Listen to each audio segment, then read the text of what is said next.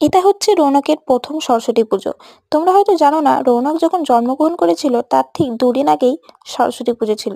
আর 2024 সালে সরস্বতী পুজো অঞ্জলি দিয়েই আমি ভর্তি হতে যাই হসপিটালে। আর হাসপাতালে একদিন ভর্তি থাকার পরের দিনই জন্মগ্রহণ করে আমাদের ছোট্ট গোপু সোনা, যার নামকরণ আমরা রাখি মাসি আর দাদুর নামে রৌনক। যাই হোক, ওই যেখানে দেখালাম বাইরে, সেখানেই প্যান্ডেল তৈরি হচ্ছে আমাদের সরস্বতী পুজোর। আর এখন বোন আর বাবা যাচ্ছে সরস্বতী ঠাকুর আনতে।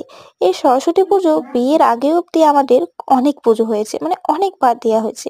কিন্তু আমার বিয়ের 5 বছর পর থেকে, মানে 5 বছর কোনো সরস্বতী পুজোয় দেওয়া হয়ে ওঠেনি। যার কারণবশত বাবা হঠাৎ করেই বলে উঠলো, চলো আবার নতুন করে সরস্বতী পুজোটা দেয়া হোক। যাই হোক, যাই ভাবা তাই কাজ। হঠাৎ করেই 3 দিনের মাথায় আমাদের মাথায় ভূত চাপলো সরস্বতী পুজোটা দিতেই হবে। রৌনকের প্রথম পুজো আর আমাদের যেটা বন্ধ হয়ে গেছিল সেটাকে নতুন করে আবার পুনরায় চালু করা হোক। যাই হোক, এই দেখো আমার বোন ঠাকুর নিয়ে চলে এসেছে। ঠাকুর নিয়ে আসার পরেই আমরা সবাই মিলে পুজো দিতে শুরু করে দিই। আর প্রথমত আমি আলপনা দিয়ে ধুয়ে দিয়েছিলাম। সব জোগাড়যন্ত্রী সবাই মিলে ফ্যামিলির সবাই করেছি।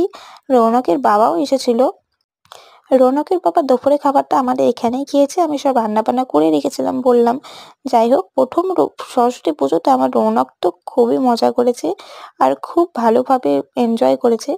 যাই হোক, এই বছর ওর হাতেখড়িটা করায়নি, হাতেখড়িটা করাবো পরের বার। যেহেতু ও এখন খুবই ছোট, এখন ওর 1 বছরও কমপ্লিট হয়নি, তোমরা জানোই ফেব্রুয়ারি মাসের 16 তারিখে ওর বার্থডে। যার কারণবশত এখনো অব্দি ওর আহ বার্থডেটাও হয়নি, আর 1 বছর এখনো হয়নি। ঠিক সেই জন্য এখন অব্দি ওর হাতেখড়িটা করাচ্ছে না। যখন ওর 2 বছর কমপ্লিট হবে তখনই ওর হাতেখড়িটা করাবো। আর এখন পুজো হয়ে যাওয়ার পর হোমের জোগাড় চলছে। এখন হোম হবে, হোমের পরেই তৈরি হয়ে যাবে তোমার প্রসাদ দেয়া হবে সবাই। বলতে গেলে এই বছরের সরস্বতী পুজো আর 2024-এর সরস্বতী পুজোর মধ্যে আমার কাছে না 24-এর সরস্বতী পুজোটা একটু বেশি রোমাঞ্চক ছিল। কেন বলতো? কারণ সেই সময় আমার রৌনক ছিল পেটে। তখন সেই স- অঞ্জলি দেওয়ার বিষয়টা মানে একদমই অন্যরকম ছিল, মানে কখন ও আসবে সেই প্রতীক্ষার মধ্যে দিয়ে। আর এই বছর সে আমার কোলে। তার কত খুনসুটি, কত কত রকম ভঙ্গিমা দেখে আমার সময় পার হয়ে যাচ্ছে।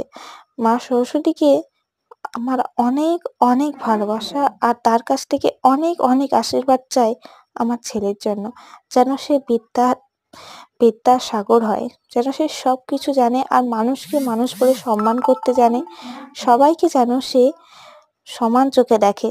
ব্যাস এটুকুই। রাধে রাধে, তোমরা সবাই ভালো